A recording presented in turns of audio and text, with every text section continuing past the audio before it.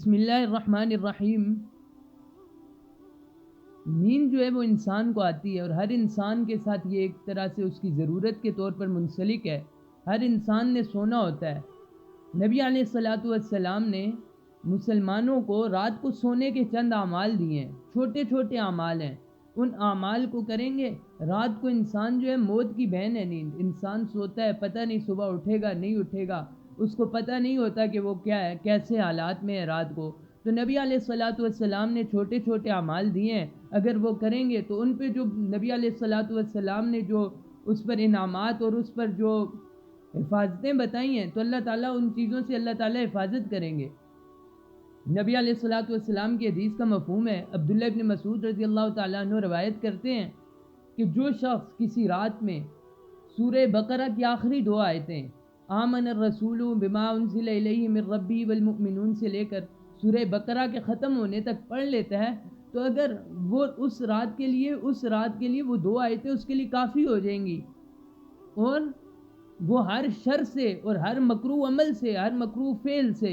وہ اس کی حفاظت اللہ فرمائیں گے۔ تو یہ دو آیتیں پڑھنے میں تقریباً آدھا منٹ لگتا ہے، اور اللہ تعالیٰ اس کی برکت سے ایک تو پوری رات اس کی کفایت ہوگی، اور ایک اللہ تعالیٰ اس کو تمام شرور سے اس کی حفاظت فرمائیں گے۔ اور ایک اور دعا نبی علیہ الصلاۃ والسلام نے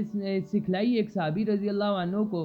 وہ دعا ہے اللہم اسلمت نفسی الیک وجہت وجہی الیک وفوضت امری الیک والجأت ظہری الیک رغبتا ورہبتا الیک الا ملجأ ولا منجأ منک الا الیک آمنت بکتابک الذی انزلت وبنبیک الذی ارسلت۔ یہ دعا جو ہے نبی علیہ الصلاۃ والسلام نے ایک صحابی کو سکھائی، اور اس کے بعد فرمایا کہ یہ پڑھ لینے کے بعد اگر اسی رات تمہیں موت آ گئی تو دین فطرت پر تمہاری موت ہوگی۔ یعنی اس دین فطرت ایک ہی ہے، اسلام دین فطرت ہے، یعنی تمہاری موت اسلام پر ہوگی، اور اگر صبح زندہ اٹھو گے تو تمہیں خیر نصیب ہوگی۔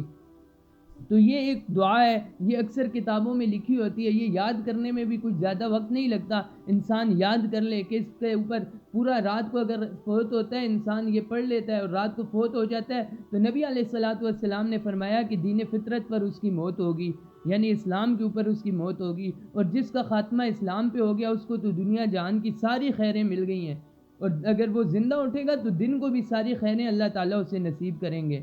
تو ان اعمال کا ہم اس کی کوشش کریں کہ نبی علیہ الصلاۃ والسلام نے جو اعمال سکھلائے ہیں ان کو ہم اپنی زندگی میں لائیں۔ نبی علیہ الصلاۃ والسلام نے دعا سکھائی رات کو اللہم بسمک اموت و احیا۔ نبی علیہ الصلاۃ والسلام نے رات کو سونے کی دعا سکھائی اللہم قنی عذابک یوم تجمع عبادک۔ اے اللہ مجھے اس دن کے عذاب سے، اپنے عذاب سے بچا، اس دن جس دن تو تمام لوگوں کو جمع کرے گا۔ یہ اتنی بڑی دعا ہے، یہ جب انسان دائیں کروٹ سوتا ہے تو اس وقت یہ پڑھنے کی دعا ہے اللہم قنی عذابک یوم تجمع عبادک۔ تو اس کا بھی ہم کوشش کریں کہ اس کو بھی ہم پڑھیں، اور ان کو پڑھیں گے تو ایک تو رات پر سکون گزرے گی، شرور اور مکروہات سے حفاظت ہوگی، اور اللہ تعالیٰ اس پہ جو سنت زندہ کرنے کا جو اللہ تعالیٰ نے اجر رکھا ہے وہ بھی اللہ تعالیٰ عطا فرمائیں گے۔